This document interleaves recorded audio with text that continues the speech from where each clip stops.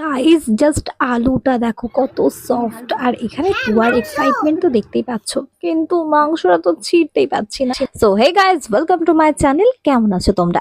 শ্বশুর মশাই অফিস থেকে আজকে খাওয়ানোর কথা, তো সেখান থেকে পায়েল রেস্টুরেন্টের অর্ডার দেওয়া হয়েছিল। তো এখানে ছিল মাটন বিরিয়ানি, তো চলে এসছে আমার হাতে। এই দেখো এই কন্টেনারে, আর এই হচ্ছে এতটা পরিমাণে বিরিয়ানিটা। তো চলো এবার ফ্রন্ট ক্যামেরায় তোমাদের দেখিয়ে দিই কতটা কি আছে। কোয়ান্টিটিটা তোমরা দেখতে পাচ্ছ, তো ওর সঙ্গে দিয়েছে একটা ডিম আর একটা একশা বড় মাঝারি সাইজের আলু, আর তার সাথে আছে ওই 100 গ্রাম মতন মাটনের সাইজটা।